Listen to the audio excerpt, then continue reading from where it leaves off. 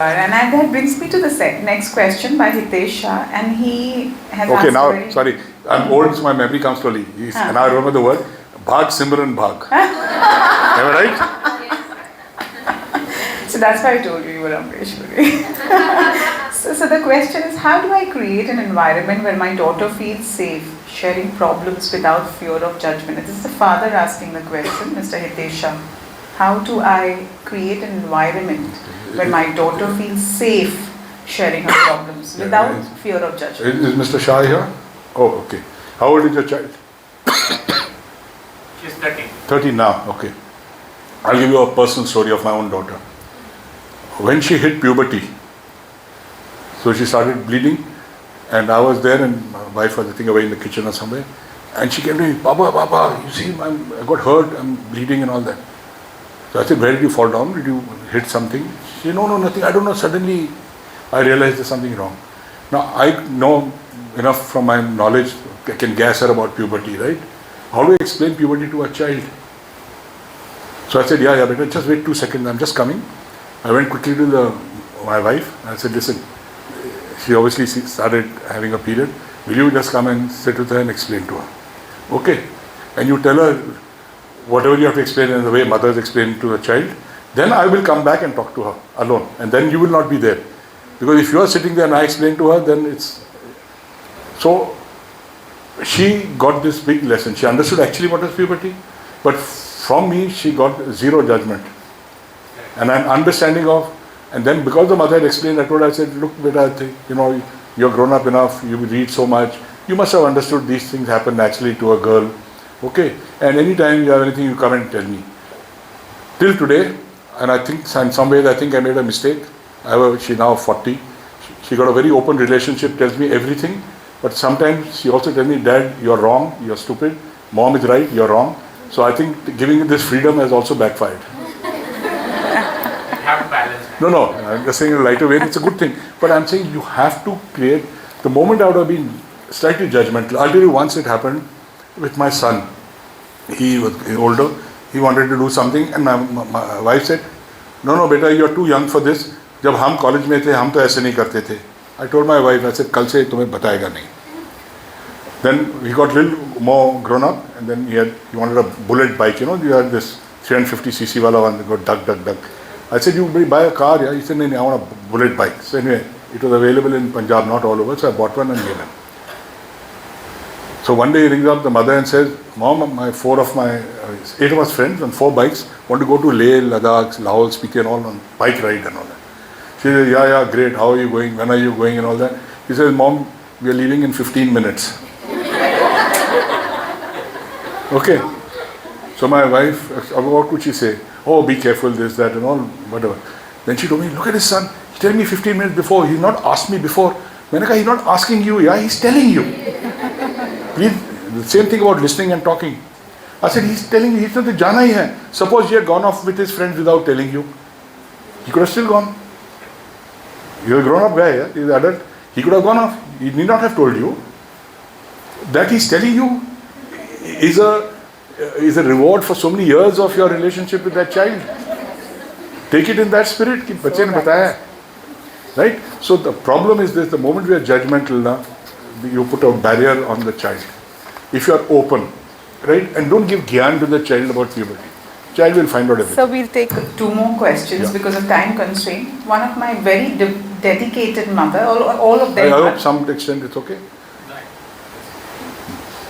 You want to continue with that question? Okay. Is that clarified? No, that's clarified enough. Yeah, I probably understand it more better as I go. Just can't. God gave one mouth, 2 ears. There's a reason behind it. Always follow that.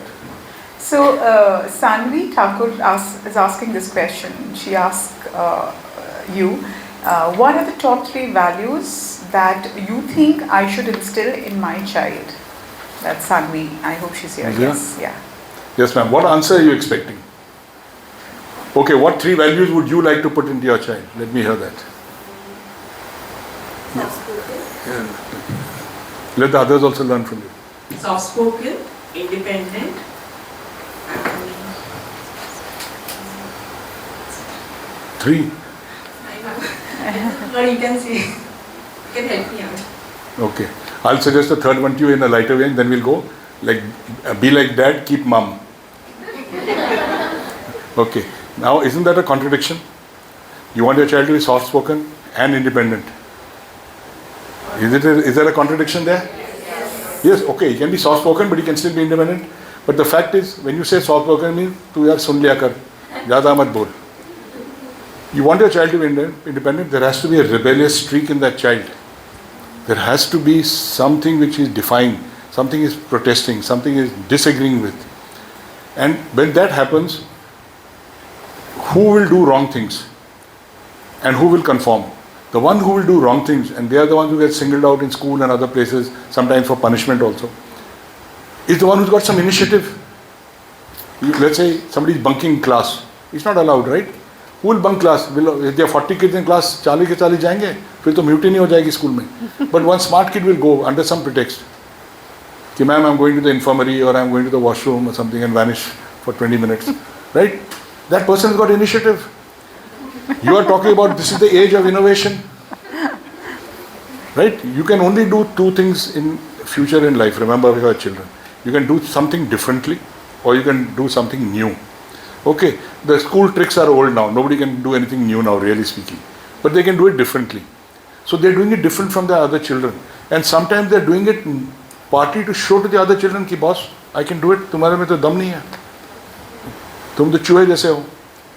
Right? So the values you need to instill in your children, if you want 3 values, ma'am, I can suggest is first and foremost, be fearless. Because if you say, आज मैं चुप रहूँगा, आज मैं school में हूँ, I'm in grade 6, when I go to grade 7 मैं कहानी सुनाऊँगा. Then in grade 7 you remain चुप and you say मैं grade 8 में बताऊँगा. Right? Or one day you're a teacher, you say when I become HOD or coordinator, I will, give my ideas. Then you will say, no, when I become vice principal, I will give my ideas. Then you will say when I become principal, you will still have management on top of you. You will never give an idea. So you got to be fearless. Number one, your child. When I say fearless, not reckless. Not reckless. As I said, that Dadar में railway line पे नहीं सुना है. But you have to be fearless. If you don't learn to speak up, how will you challenge anything in life? Right? The next thing is, you have to place family first. Because the family tests your inner character more than anybody else. Because they are watching you most closely. Right? And when your family is in trouble, do you stand by your family or not? If you can't stand by your family, how will you stand by the community? How will you stand by the nation? So the family has to be first, and that has to be inbuilt. That's why in the old joint families it was taken for granted, but actually it was being fostered on a rolling basis. And let's say if there were, say, 2-3 brothers with their spouses, now the 3 brothers may have got along together, growing up together. But do you mean say the 3 spouses were also 3 sisters? No, they came and they blended into that family. So they were all sacrificing and giving up things to be part of that.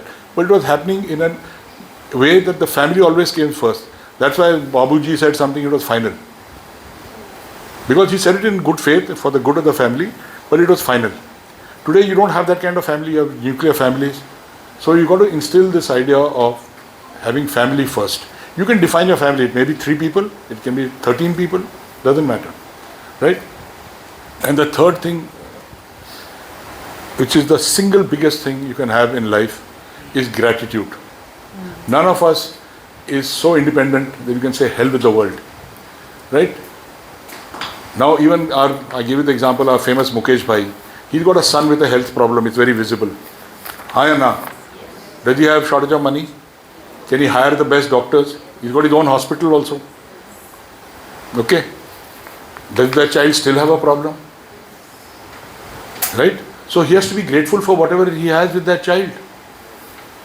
And I don't know, I've seen once on TV in some interview, Mr. Mukesh Bhai was in tears because of his wife was in tears because of that child's condition. Okay, so you have to be grateful. You have to teach your children to be grateful. कि जो कुछ है तुम्हारे पास, be happy with that. Is there any guarantee that all of us will be alive tomorrow morning? Anything can happen. You may be just crossing the road, some idiot will come and drive over you. Or some building collapses. In Bombay, it's very common in the rains. You have nothing to do with it, but anything can happen. So, if you are not grateful by nature, and it has to be built up from day one, this to my mind, is the single biggest value you can build up in your child. To be grateful for what you have. So if you have 3 friends, be grateful. Don't look on Insta for 500 followers. Because when your chips are down, will 500 people come? All of you must be having on social media lots of friends. Or even in your friend circle or WhatsApp groups, you'll have lots of friends. Tomorrow when you're in need, how many people will turn up? You can count them on the fingers of one hand, who will really turn up for you. Okay, so if these 3 things can be, to be fearless. Okay, what is the second thing I told you? Already forgotten. Family and gratitude. Yeah, because you're living, that is your anchor, final anchor, right? When people, you see the war heroes when they are dying and all that, they'll drape them in the national flag and bring the body. Alright, but actually that guy is not fighting for that flag. He's fighting for his buddies, which in the army we call small unit cohesion. He's fighting for that neighboring buddy. Right? He's been given an order by some young captain to go up in Kargil and stupid, he knows it's that height, he'll get killed and come back. But he's still going. He's going because of those people. That's his family now in the army. Right? So, be fearless, stick to your family and be grateful. If the third thing is done, the first 2 can follow. So, some answer satisfactory? Huh? As there used to be a movie called Pappu Pass Ho Gaya. मैं पास हूँ fail हूँ. We take a few questions from the audiences. Is there anyone who wishes to ask a question? You may raise hands and we'll pass on the mic to you. Okay, yes, we have There's a lady at the back. Hello sir, I would like to ask, I personally don't give mobile phones to my son and my daughter. How old is it? My son is 6 years and my daughter is 3-year-old. So they are allowed TV time once in a day for 45 minutes. So other than they don't even know that YouTube exists in my phone or my husband's phone. Is your child in school today? Yeah. Okay, call your child, I'll show you how she knows YouTube. Sorry? Your child knows YouTube. They know, of course they know, but it's on the television and they know that other parents have YouTube on their phone. But on my phone, they don't know. Bring your phone, bring your child, I'll show your child knows YouTube. So they know the icon for sure. Yeah, so when you are not watching, they'll tell you a red button dabao.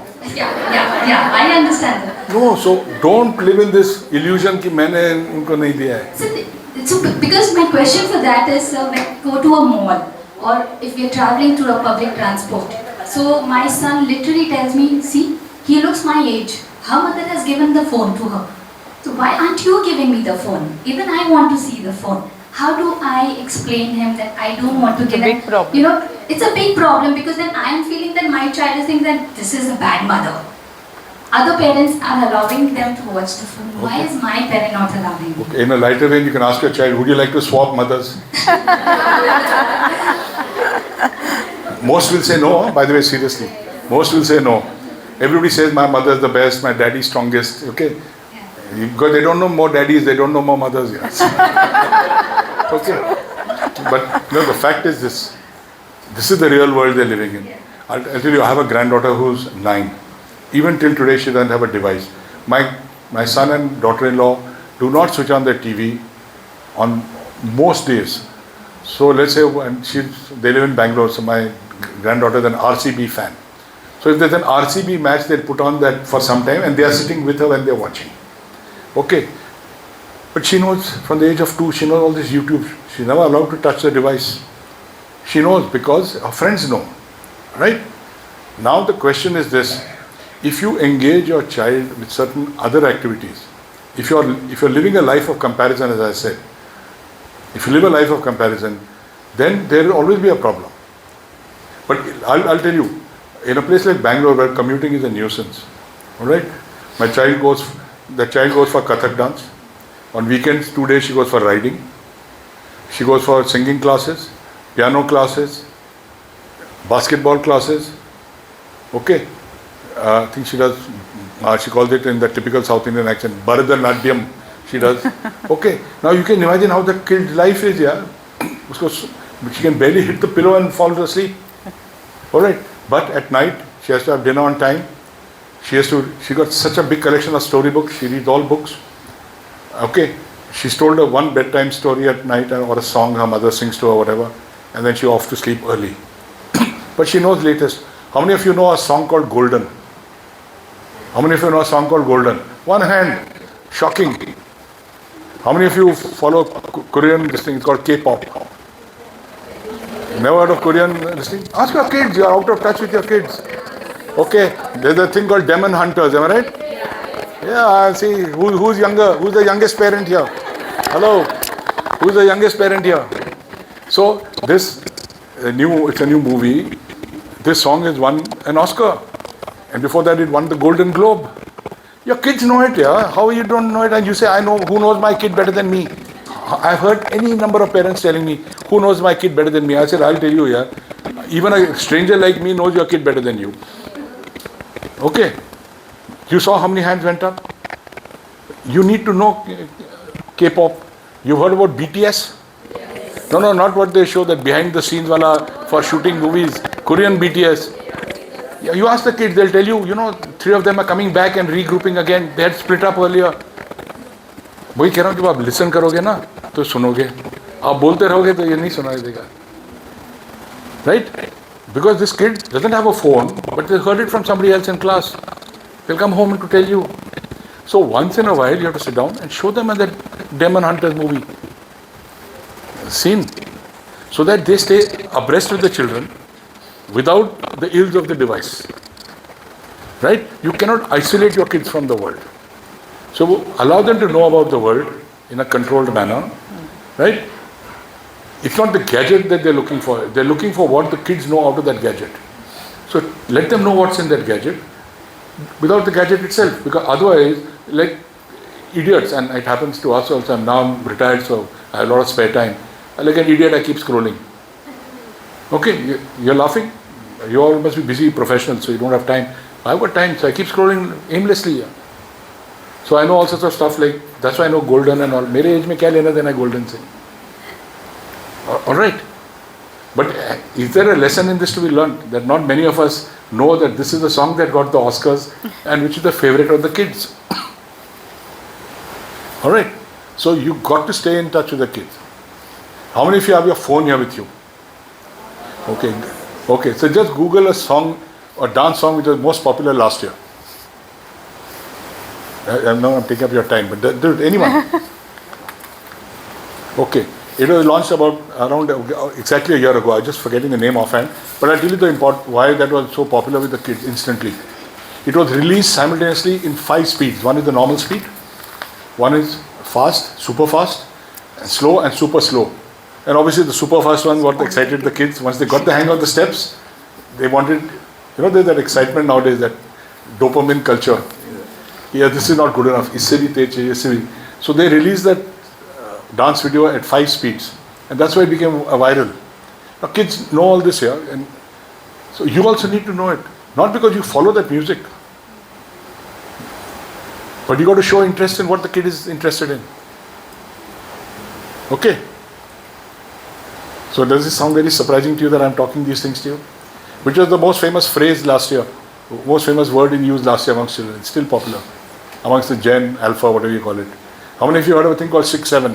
6-7, yeah. Yeah. So have you ever spoken to your kids about 6-7? Yeah. What did they have to say about it? Is there a real meaning behind 6-7? No. Nothing. So I'll tell you, I was in Hyderabad 2 days back for a silver jubilee of a group of schools where I was chief guest. And I was talking to their parents. I said, understand, you are the last generation who listen to their parents. And the kids are the first generation who doesn't listen to their parents. So, how many of you know the buzzword for charisma amongst the kids?